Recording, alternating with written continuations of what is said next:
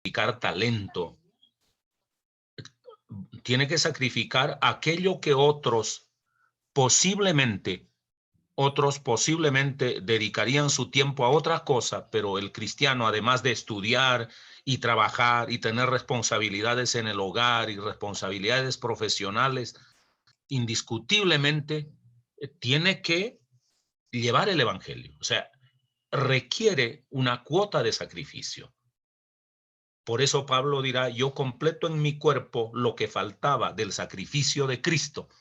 No se refiere a que Pablo nos está redimiendo espiritual y trascendental o eternamente, sino que él está dedicando su tiempo, su oficio de ser un tendero, de construir carpas o de elaborar carpas como se quiera, y de sustentar todo un equipo apostólico con su propio presupuesto.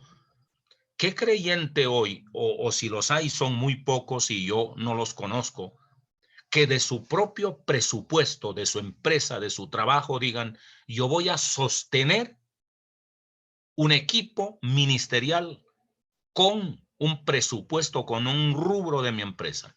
Eso es lo que Pablo hacía, ¿no? Y podríamos continuar. Estamos crucificados con Cristo. Y abajo el tercer ítem lo dice, morimos con Cristo. Obviamente allí están involucradas varias cosas. Uno es el simbolismo, en el sentido de que al bautizarme yo muero con Cristo y cuando me levantan del agua resucito con Cristo, simbólicamente. Pero también es cuando yo muero al pecado, repito, cuando yo muero para el pecado y me entrego a Cristo. Todo eso significa estar crucificado con Cristo. Pero también para los primeros creyentes significaba que físicamente los crucificaban y los asesinaban. Hoy no, porque la ley prohíbe ese tipo de torturas y ordalías, pero seguramente hay otro tipo de negaciones o privaciones, que no tanto porque terceros nos lo impongan, sino porque nosotros mismos nos lo imponemos. Tiene que llevar adelante pues el reino de Dios con esas negaciones. Estamos sepultados con Cristo también y vivimos también con Cristo, ¿no?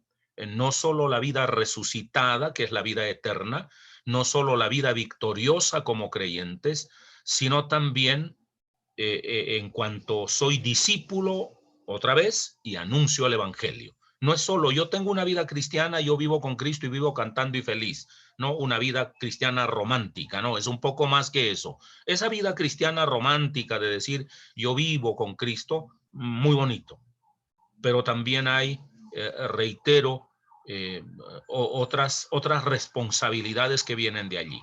Pero también es nuestra vida eterna resucitada con Cristo. En una palabra, ustedes y yo, los que creemos en Cristo, ya hemos resucitado para la eternidad de manera definitiva, al punto que si hoy o mañana, en cualquier segundo, partimos a la eternidad, nosotros no necesitamos ninguna otra cosa, nosotros vamos directamente a la eternidad de nuestro Dios.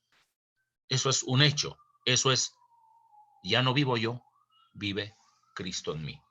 Tiene que aplicarse a lo existencial del individuo, a lo histórico, tanto desde la vida cristiana como desde la evangelización, desde el trabajo, y a la vida eterna, en cuanto que mi eternidad está comprada con Cristo. En todas esas dimensiones yo vivo con Cristo.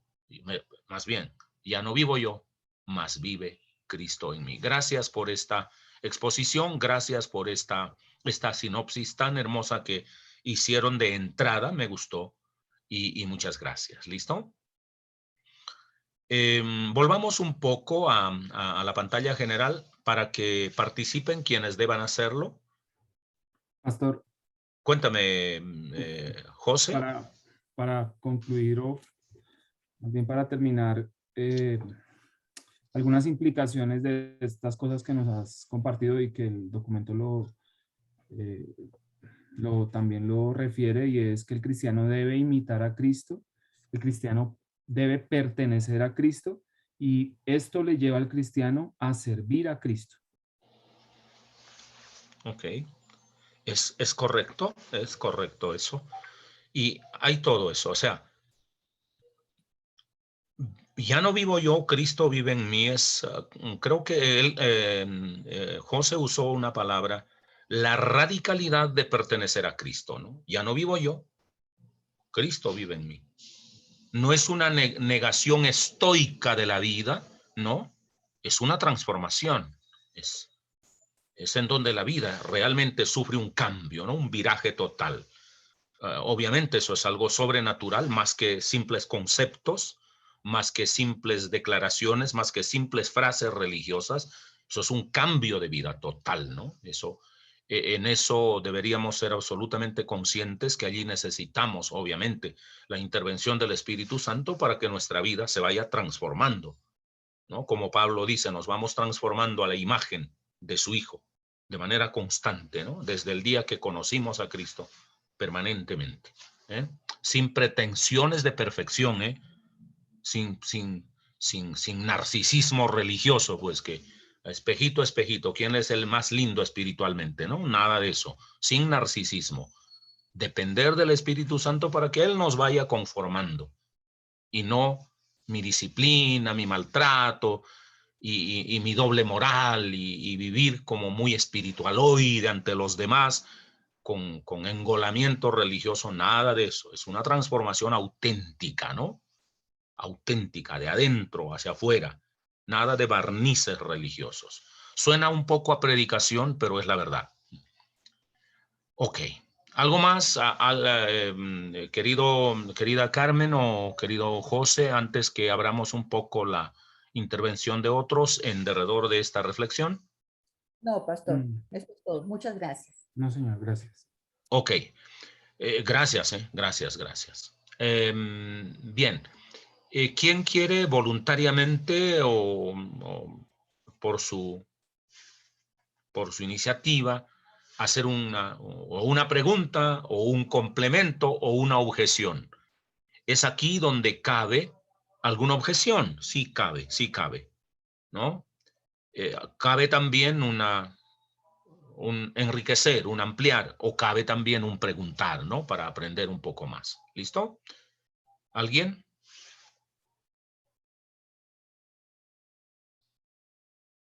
Con razón que otros apagaron la cámara y se ausentaron, hasta se fueron de la clase.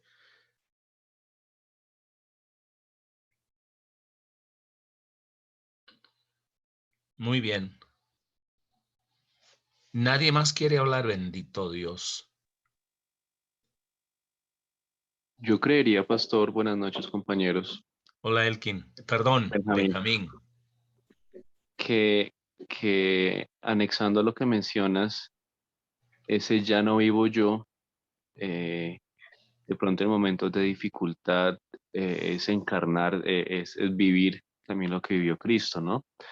Pero también puede verse en los momentos de victoria de Cristo, en los momentos de su triunfalismo, no su triunfalismo, de su momento de triunfo, de vencer sobre la muerte, vencer sobre las tentaciones, vencer sobre la enfermedad y vencer también en lo social, sus respuestas pacíficas no violentas, sus protestas pacíficas no violentas en relación a buscar esa justicia que el mundo no tiene y que él con su ministerio, muerte y crucifixión y resurrección la dio. Yo creería que también allí entra muy bien esta frase, ya no vivo yo, más Cristo vive en mí, es buscar esa justicia social del reino que a veces no se proclama, que a veces se espiritualiza todo y no se aterriza aún aquí ahora en un mundo carente de humanidad. Y el más humano fue el Hijo de Dios, enseñándonos a cada uno el amor, la justicia, la misericordia, eh, la justicia por medio de Él que recibió el castigo, el amor, aceptación total y esa misericordia aún en medio de. Entonces yo creería que también entraría en esa posibilidad ese ya no vivo yo, más Cristo vive en mí, tanto en los momentos de angustia, como dice el profeta, aunque la higuera no florezca, aunque no haya frutos en la higuera, aunque la higuera no florezca, no haya ovejas en el corral, con todo yo serviré a Jehová, me gozaré en Dios de mi salvación, de igual modo también en ese momento de anhelo y de victoria, de opulencia, si Dios lo permite, bueno, de bendición. Gracias. Gracias, Elkin. Sí, yo creo que otra vez nos invitas a volver un poco a Benjamín. Wow, Benjamín. Ok. Nos invitas a volver un poco a la frase de José, la radicalidad, ¿no? de nuestra vida cristiana, de cómo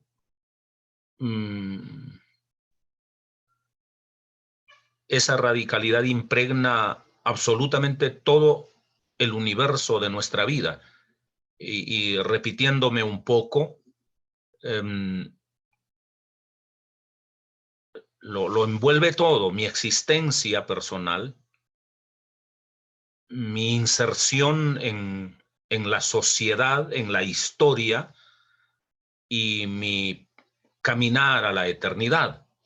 Lo envuelve todo y no elude absolutamente nada. Y me alegra que hayas usado esa frase que es ingrata, pero describe la realidad en donde tendemos mucho a espiritualizar y no a expresar o a actuar. Espiritualizamos demasiado, a eso me refería yo cuando decía hay un cristianismo engolado de una espiritualidad supuesta, hasta de una doble moral, presumiendo que son cristianos, hablando un doble lenguaje, viviendo de aquel aforismo, ¿no? Ingrato, el cura predica pero no aplica, ¿no? Entonces, y no me refiero a las minucias de la vida, me refiero a la integralidad de la vida. Por eso incluye existencia como individuo, inserción en la sociedad como parte de constructores de una historia y como herederos de la eternidad. Y no hay evasión ni a lo material, ni a lo físico, ni a lo espiritual, ni a lo intelectual. En todo y por todo, ya no vivo yo, mas vive Cristo en mí. Porque es la vida fluyendo. No importa si yo estoy en el polo norte o en el polo sur, no importa si estoy en tierras gélidas o cálidas, oye, es la misma vida mía, si soy yo quien está en todos esos ámbitos. De la misma manera, el cristiano no es cristiano dentro de sus cuatro paredes, ni dentro de su círculo religioso. Lo es en todas partes y en todas las dimensiones ya mencionadas, creo yo, suficientemente. Ok, sería eso. ¿Alguien más, por favor? ¿O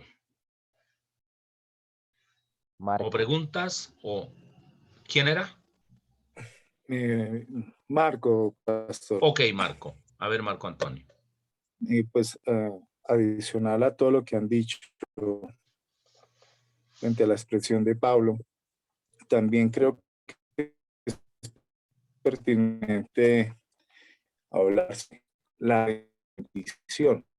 Querido Marco Antonio, no sé si soy únicamente Marco Antonio, no sé si soy únicamente yo, pero te escucho con interferencia. No te estoy oyendo de manera continua, sino con interferencia. Entonces arregla el micrófono y vuelve a decir vuelve a plantear lo que estabas diciendo. ¿Listo? Continúa, Marco Antonio.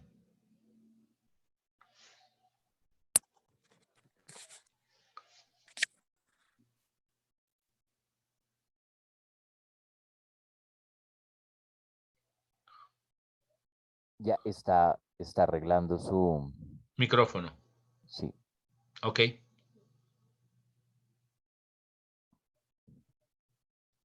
Bueno, entre tanto, ¿alguien más? ¿O alguno más? Creo que ya lo recuperamos. Sí. Marco. Yel, por ¿Ya ahí. estamos listos, Marco Antonio? Sí, creo que ya mejoró. Sí, sí, sí, te oye mejor. ¿Listo? Ah, Ahora bueno, retoma como si no hubiese dicho nada. listo. No, frente, adicional a todo lo que han comentado, creo que sería pertinente hablar también a ese yo del que a veces nos enorgullece, ¿no? Y creo que ese vive Cristo en mí es una renuncia a los logros, a mis capacidades, a creerme de alguna forma suficiente en algunos aspectos y no independiente a los dones que Dios haya colocado en mí, sino tener una dependencia total y absoluta de Cristo. Creo que es también una expresión donde hay un sacrificio a ese yo individual que puede en algún momento gloriarse de algunas cosas y en donde sencillamente está diciendo que se renuncia totalmente a eso y se sujeta a Cristo.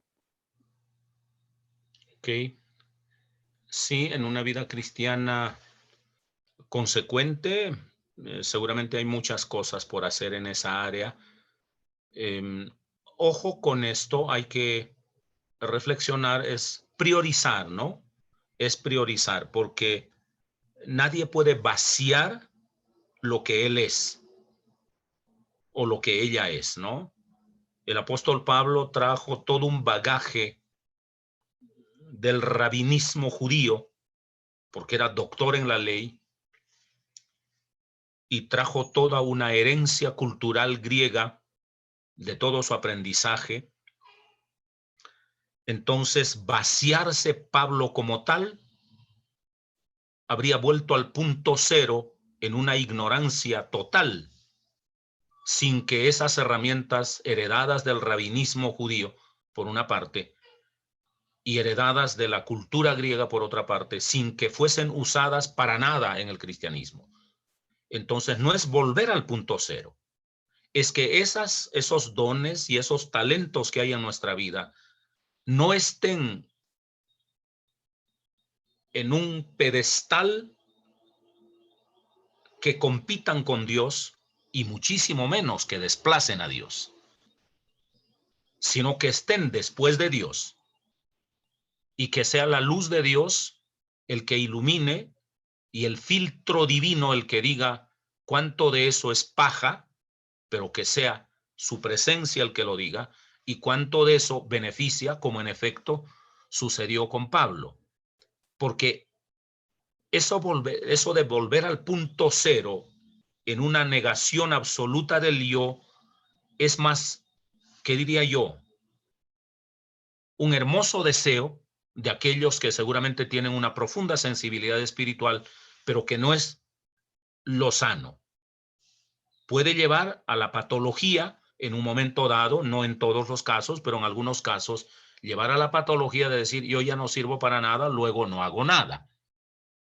No, es recuperar, es consagrar esos dones, es ponerlo en las manos de Dios, usa lo que quieras usar, Señor, purifica lo que quieres purificar, erradica lo que quieres erradicar, y Dios es sabio y Él sabe cómo filtrar esas cosas.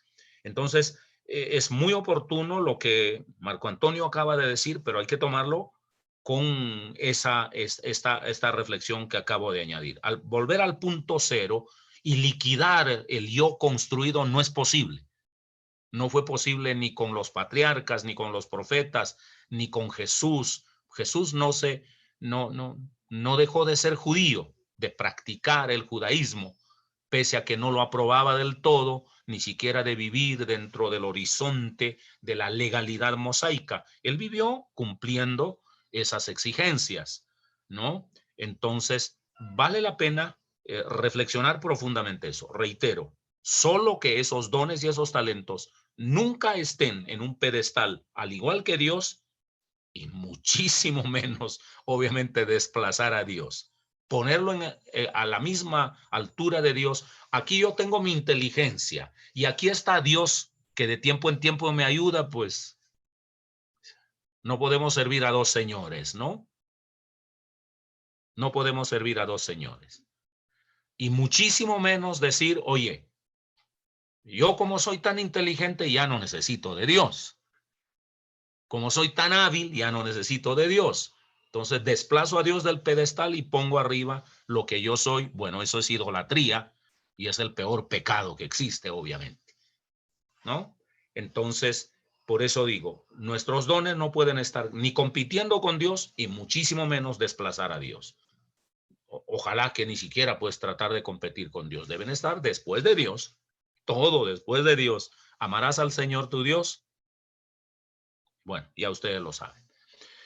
La reflexión es buena, reitero, mirándolo con ese aditamento, ¿no? Con esa reflexión, con ese filtro, si se quiere, o con ese ejemplo de Pablo.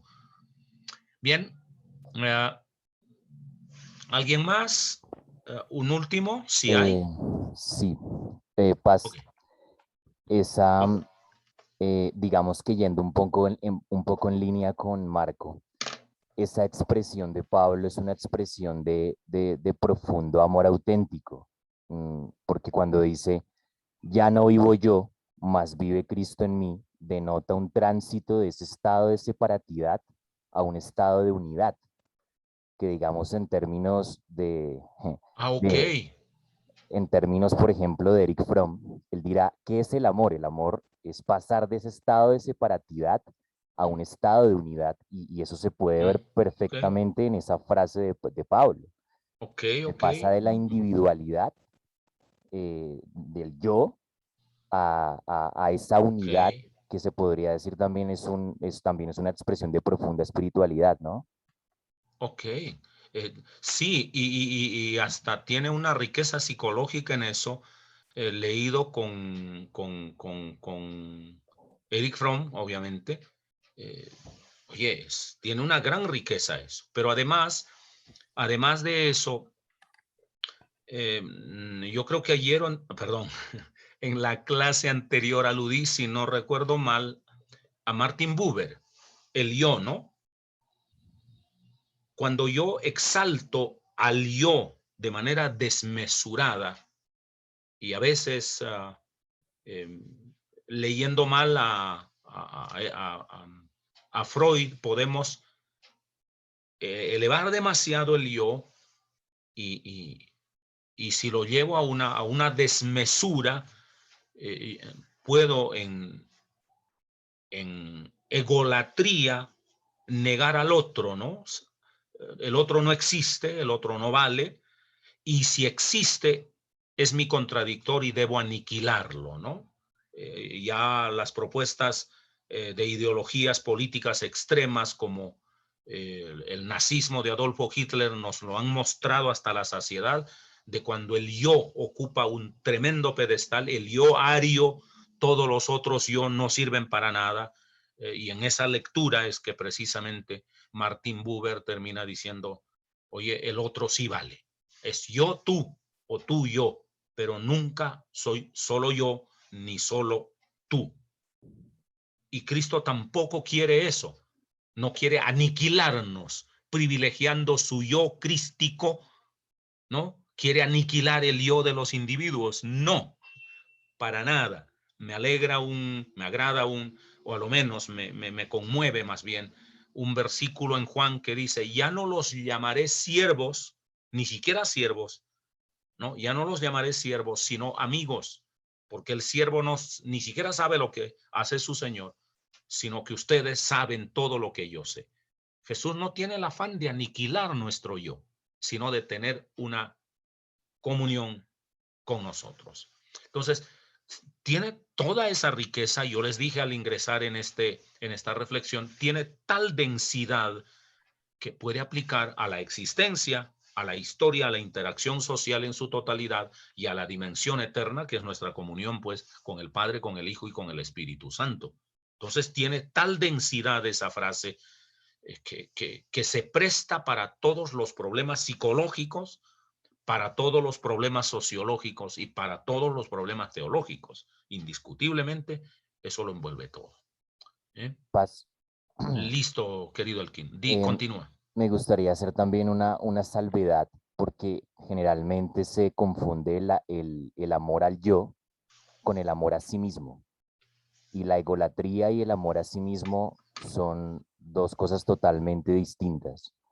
Es más, uno podría llegar a pensar, y bueno, no solamente es, inclusive el mismo Eric Fromm también lo dice, el amor al yo o la egolatría no es amor, es todo menos amor.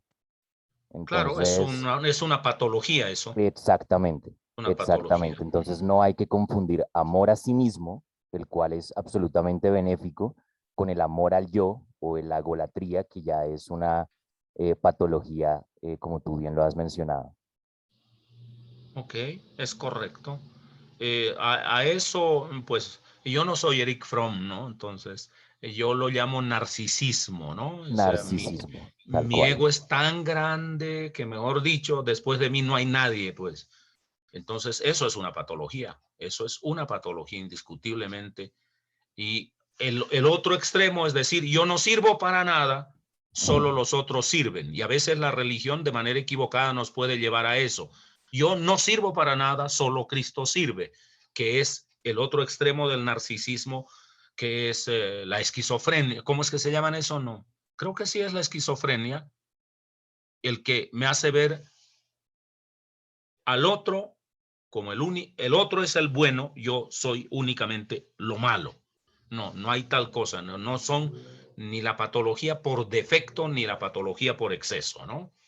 Entonces, en eso hay que tener mucho cuidado porque en ambos extremos está la patología. Y Jesús lo que quiere es mantener un sano equilibrio en eso. Y allí también hay cristianismos esquizofrénicos, ¿no? O sea, el judaísmo y el legalismo de Moisés era lo único bueno. Los cristianos todos son malos, ¿no? O el cristianismo anglosajón es lo único bueno, todos los latinos son malos. O los cristianos pobres son los únicos buenos, todos los cristianos ricos son malos, ¿no? O sea, esas miradas así sesgadas son bien peligrosas. Por eso aquí es donde hay que reflexionar profundamente en estas cosas para que luego no se presenten esos excesos. Elkin, tú me dirás si en psicología esas patologías, yo por exceso lo llamo narcisismo, por defecto no estoy tan seguro si es la esquizofrenia. Me parece que sí, pero tú me confirmarás eso, o tú nos confirmarás. Ok, listo. No sería más por ahora, a menos que haya otra mano. Había dicho que esta es la última intervención sobre este tema.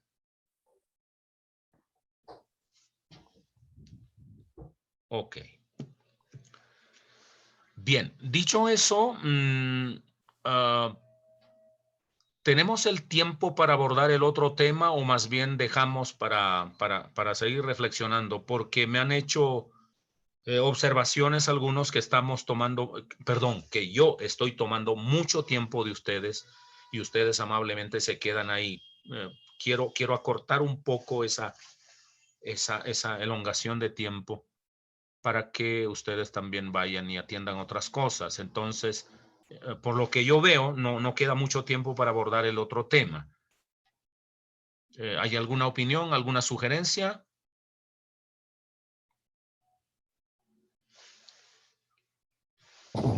Bueno, Hable, por favor. tiene la oportunidad para expresar su opinión. A ver si continuamos o abran sus micrófonos.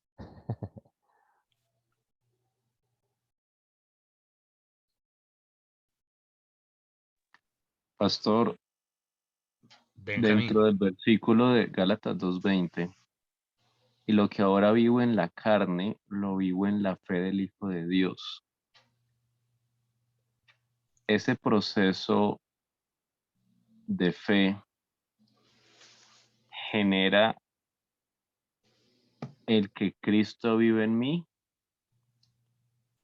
o solo un acto de creer de que Cristo vive en mí. ¿Sí me va a entender? Yéndome a Repite. yéndome a la literalidad del texto, ¿Lo vivo en la fe del Hijo de Dios? ¿O el Hijo de Dios por la fe vive en mí? Califica para ambos, si he de ser esquemático en la respuesta, Benjamín, califica para ambos. En ambas direcciones, aplica. Es más, envuelve a los dos. Pero hay, cuando tú tocas el tema, viene a mi mente que en semántica griega la vida es un poco más amplia. Está la vida, el bios, está el neuma, la vida neumática, está la vida sárquica o lo que se llama carne, y está la vida zoe, que es la vida eterna. Entonces, esos matices traducidos todo se ha traducido vida al español y no se distinguen esos matices, solo hay que leer por contexto. Cuando Pablo dice, ya no vivo yo, ¿a cuál vida se refiere? Y lo que vivo ahora en la carne, ¿a cuál carne se refiere? Todo el mundo, sobre todo cuando hay una espiritualización muy deprisa sobre estos textos, dice, pues la carne es el pecado, ¿no? La carne es el pecado. ¿Y qué es pecado? No, pues a ver, ¿qué es lo pecado, lo pecaminoso en la mentalidad? Es lo moral, ¿no? Lo que moralmente se condena a la sociedad, eso es lo único carnal. No es eso. Es probable que esté algún matiz de tipo moral, pero carne en la Biblia son dos cosas claras. Uno, aquel que no quiere recibir nada de lo que Dios le da. Eso es carnal. U otros, recibiendo a medias lo que Dios da, quieren valerse de sus propios méritos humanos. Ejemplo, los judíos que querían recibir a Cristo por una parte, pero seguir cumpliendo la ley de Moisés. Entonces, es un esfuerzo humano, carnal. Eso de decir, por mi disciplina legalista, es como termino agradando a Dios. Entonces, carne allí significa eso. Entonces, todo lo que desobedece a Dios, no solo en materia moral, es más en materia eterna. Porque hay gente recta, gente muy correcta, moral y éticamente hablando, pero que le hacen mucho daño al reino. Y vamos a poner un ejemplo desde la Biblia para que no digan que voy de manera directa a la realidad actual.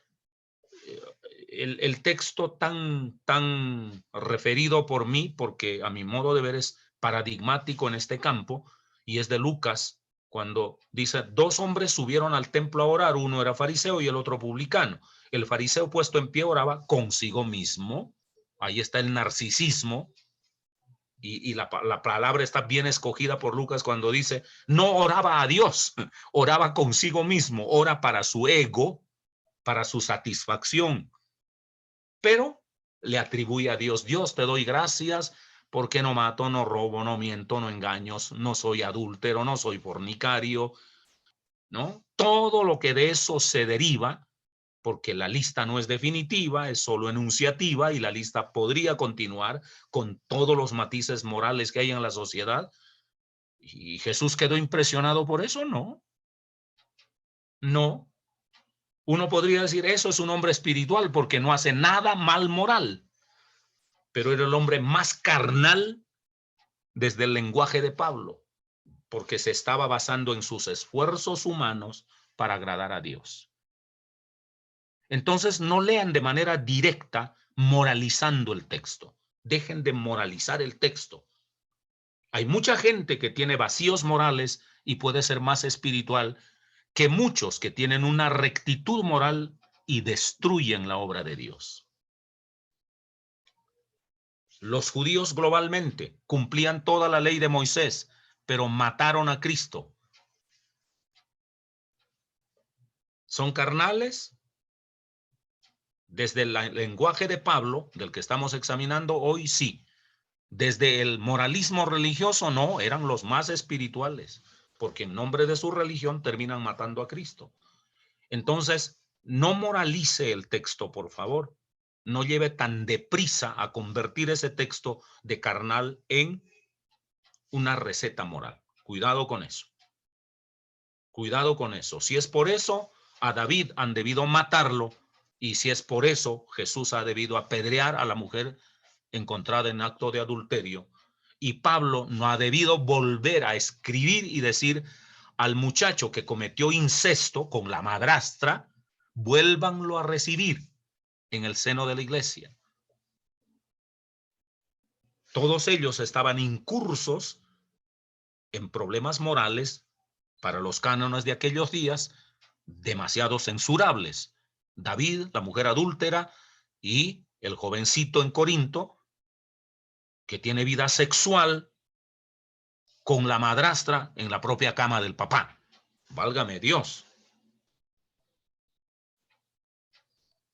Entonces, no se refiere, reitero, de manera específica, de manera única a esos ítems. Ahora, esto no significa, entonces, pastor, ya la mente, ¿no? La mente ligera. Entonces, pastor, está permitido toda clase de inmoralidad, no está dando mucha licencia, ni estoy dando permiso a nadie, ni estoy prohibiendo a nadie. Reitero, cada quien es libre de manejar su intimidad sexual como le dé la gana. Yo no me voy a meter en los interiores de nadie, ¿no? Eso sería un irrespeto de mi parte, ¿no? Decir, muéstrame tus interiores aquí, por Dios. Eso es la sexualidad, lo más íntimo de las personas. No necesitan rendirme cuenta a mí, para nada. Entonces, deje de moralizar el texto, ¿eh? Entonces, ya sabe lo que es carne. Carne, cuando dice Pablo, lo que vivo ahora en la carne, en el bios, en el cuerpo. Se puede traducir lo que vivo ahora en el cuerpo. Yo he hecho algunas veces intento de leer en la versión Reina Valera cuando voy a predicar o enseñar, cuando estoy seguro de del matiz semántico del griego. Entonces, en lugar de leer carne, justamente para que no lo confundan con moralismo religioso, yo digo, lo que vivo ahora no en la carne, sino en el cuerpo, ¿no? Lo vivo en la fe del Hijo de Dios. Pero ahí no se reduce únicamente al cuerpo.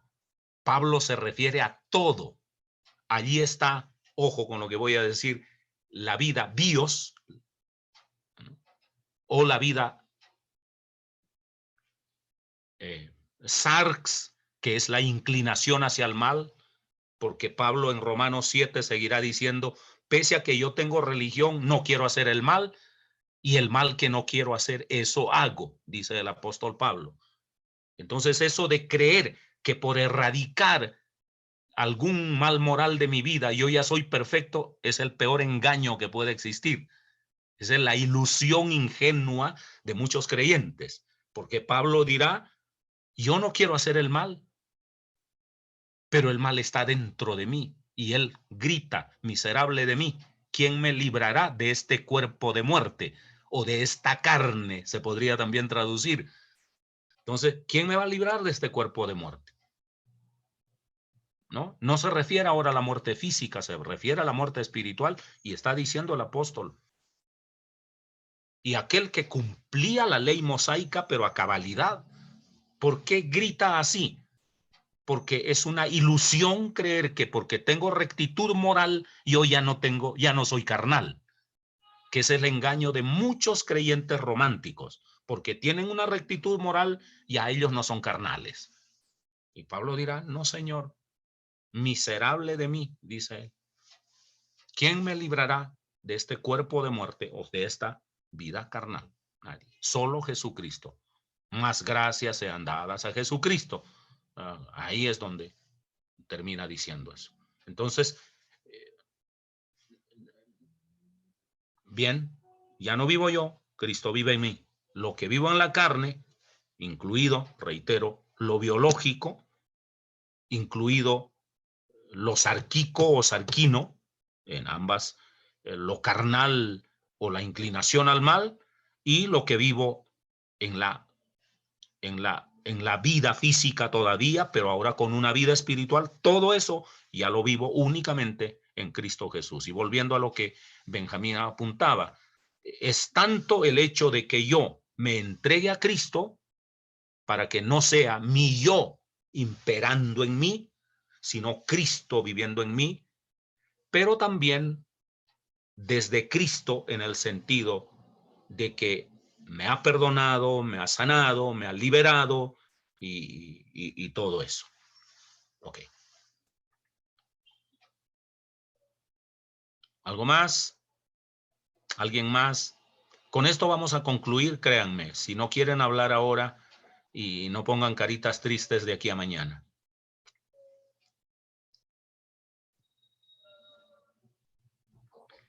Hola.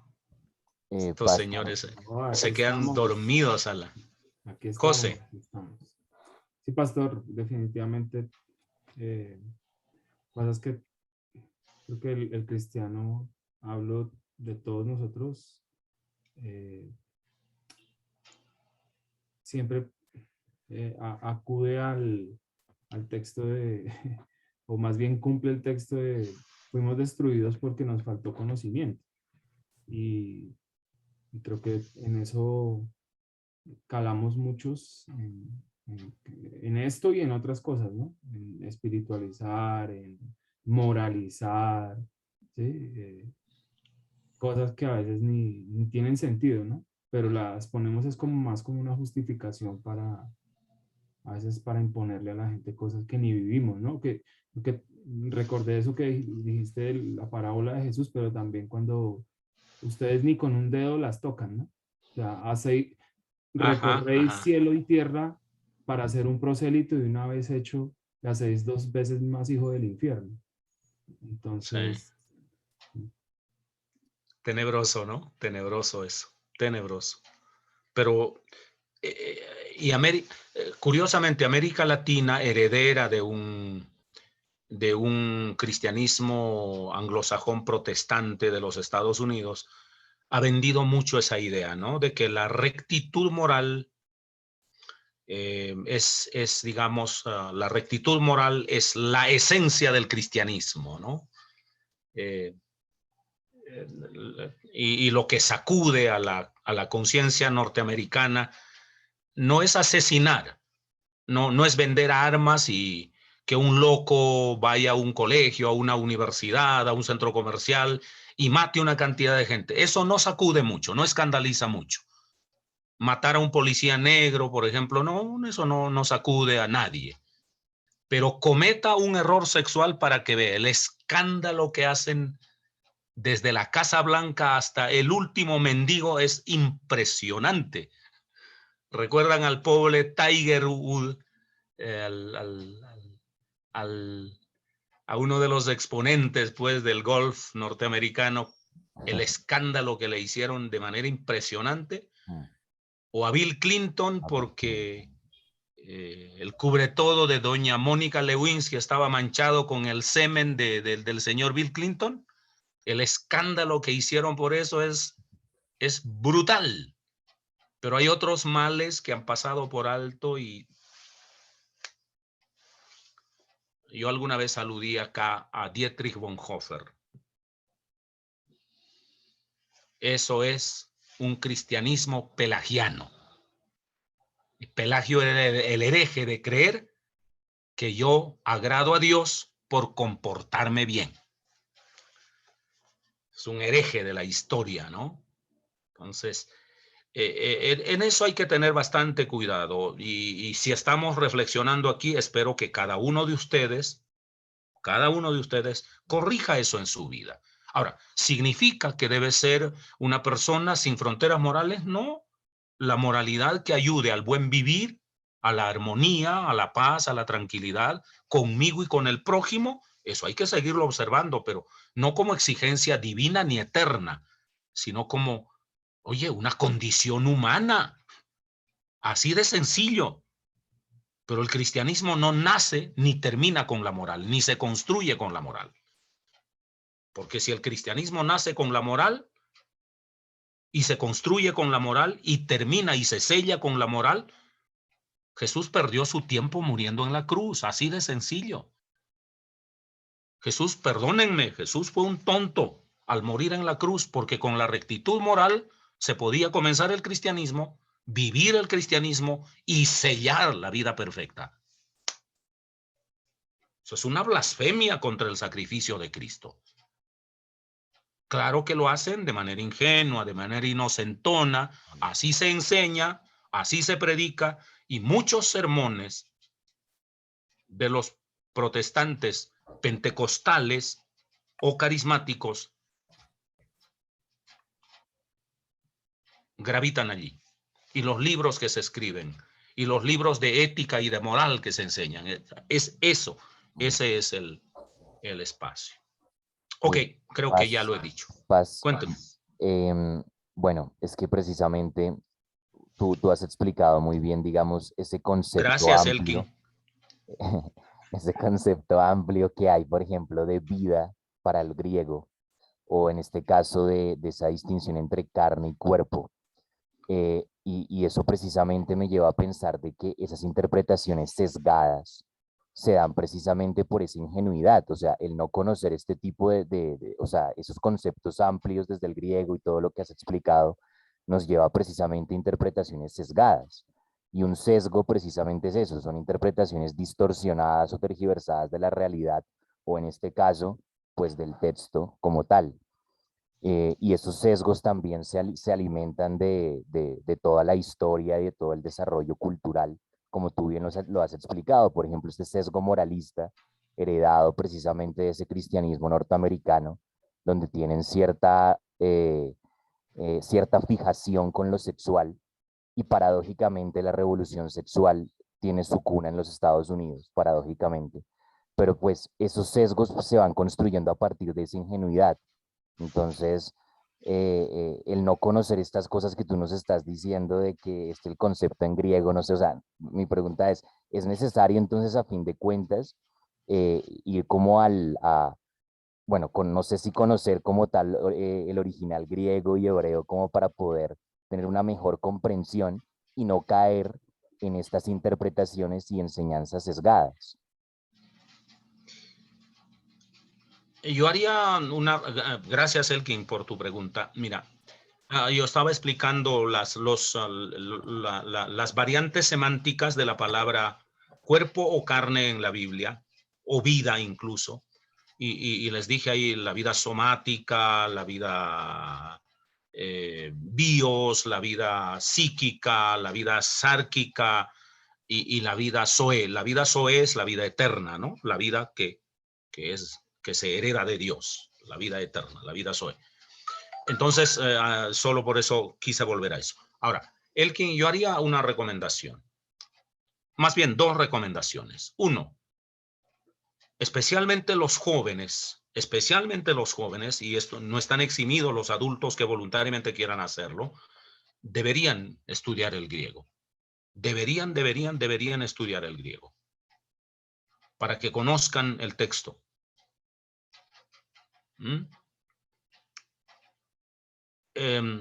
Recomiendo que cuanto más jóvenes emprendan el estudio del griego, del idioma griego de una vez, si quieren conocer a fondo la Biblia.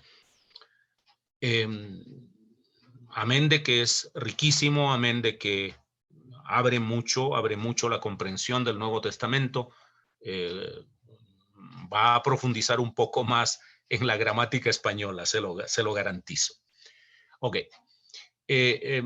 Eso por una parte. Por otra parte, a los adultos, dejándolo opcional, no estoy cerrando la puerta, no estoy diciendo que los mayores ya no puedan, no, hay gente que a los 50 años comenzó a estudiar griego y a los 60 se volvió un experto. Ahí no son todos, pero hay quienes lo han hecho y no hay ningún inconveniente. Eso por una parte. Por otra parte, yo recomendaría que hay que hacer una lectura total de la Biblia. No se comprende un texto. Hay gente que nunca va a estudiar el griego, pero puede tener una buena comprensión, o por lo menos una comprensión básica, sana, equilibrada de la Biblia. Hombre, hay gente que no conoce el griego, ¿sí? Entonces, pero si lee todo el texto y profundiza un poco en introducciones, en historias de la formación del Antiguo Testamento, se lee a Roland de Vaux, por las instituciones del judaísmo o del pueblo hebreo, y de pronto a Edersheim o introducciones al Nuevo Testamento como de Brown.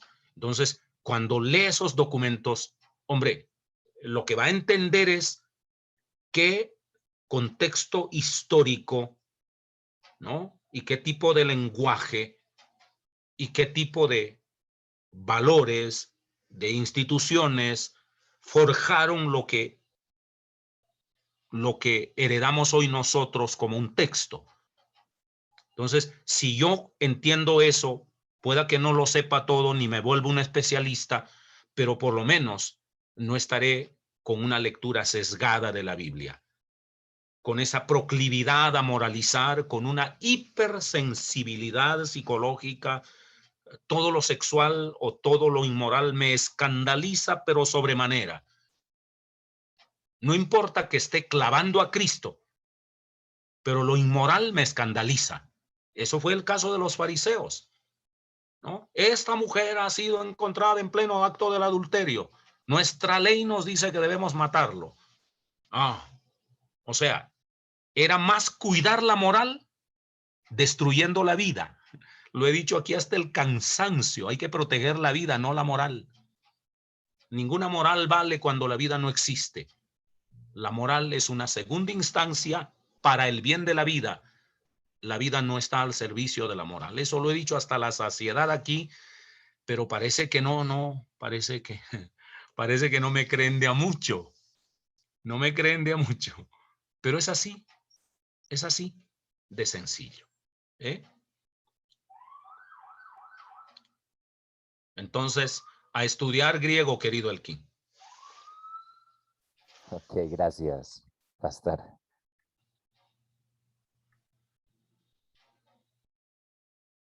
Pero no me comprometo a enseñarte el griego. Yo enseñé griego hace años y prefería no hacerlo más. Ok, lo tendré en cuenta. Complicado. No, me pareció muy mecánico a mí. Me pareció muy mecánico.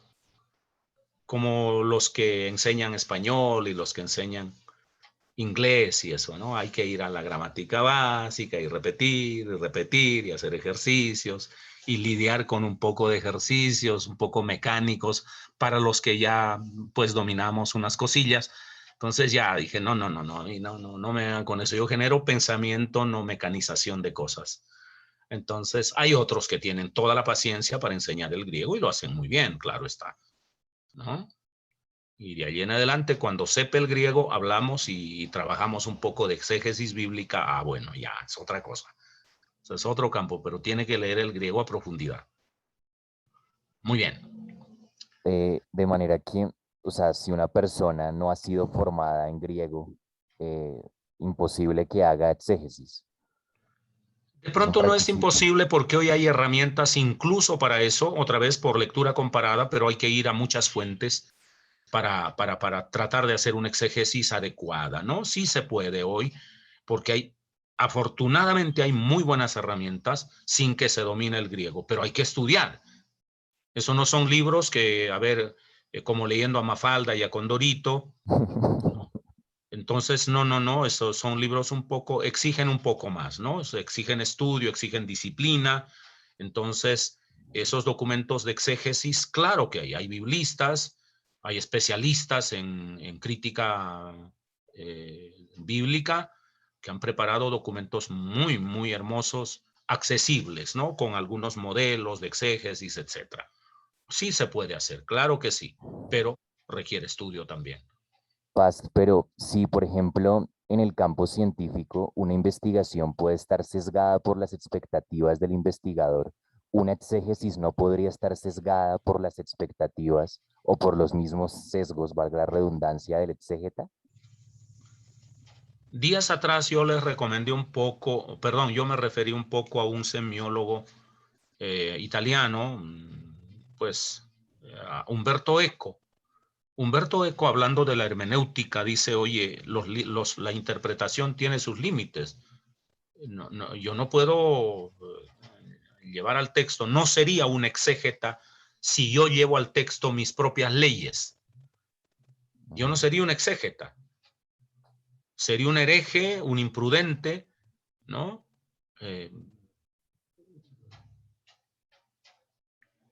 Tengo que respetar la autonomía del texto. La exégesis lo hago respetando al texto. Entonces, a la exégesis tiene que seguirle la hermenéutica, ¿no? Entonces, la exégesis me dirá cómo fue conformado el texto que yo heredo. La hermenéutica me dirá cómo lo interpreto para el día de hoy. Y cada uno de esos ámbitos, el del pasado al que se refiere la exégesis y del presente al que se refiere la hermenéutica, si no lo domino, si no conozco, pues yo voy a decir cualquier cosa al texto, como uno lo oye con mucha frecuencia, ¿no? Yo ya les dije en fechas pasadas, yo antes sufría de manera apasionada y visceral contra eso. Y estoy medio domesticado, me acostumbré a oír esas cosas y pues ya tienen que resbalarme si quiero vivir unos pocos días en paz. Y exégesis. Sí. Entonces es eso, ¿no? Entonces no hay, si hay ética de reino, no ética moralista, si hay ética de reino, y ahí es donde comienza a aplicarse la auténtica ética, es como decir, un médico cirujano no crea la vida ni inventa la vida, solo ayuda a que la vida sea más funcional. Así de sencillo. Y aún las intervenciones quirúrgicas que haga en el organismo, tiene que hacerlo conociendo las leyes en primer lugar, las leyes de la anatomía y segundo, las leyes de la fisiología, de cómo funciona el organismo. Si no sabe anatomía y no sabe fisiología, oye, que son materias absolutamente básicas para un médico, pues ¿cómo puede hacer una cirugía? El médico no puede hacer arbitrariedades en un cuerpo por el hecho de ser un cirujano. Y un exégeta es como un cirujano que va al cuerpo del texto, pero tiene que hacerlo respetando las leyes.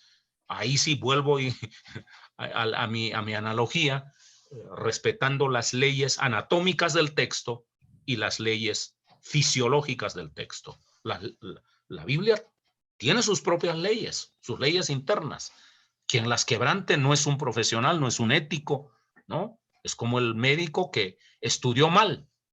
Le duele la cabeza y le hacen la cirugía en un ojo. Perdón, le duele el pie y le hacen una cirugía en un ojo. Le duele el cerebro y le sacan un uñero, ¿no? Pues hay quienes tienen el cerebro en los pies, pero no hay que confundirlo. Entonces, eso yo creo que cae de su propio peso, aunque han existido personas, querido Benjamín, no, a Elkin era el que preguntó. Elkin, querido Elkin, ha existido, claro, exégetas carentes de ética, no respetuosos del texto y han llevado unas tesis preconcebidas y han forzado al texto para que el texto diga lo que quiera, ¿no? Así como los médicos pueden extraerle los 2 riñones al paciente, dejarlo medio vivo y después que se muera, ¿no? Entonces, no hay lugar. Si hay ética en eso, no hay lugar, querido Elkin. No hay. O sea, el texto, el mismo texto exige respeto. Bueno, dicho, creo que ya estoy hablando de más.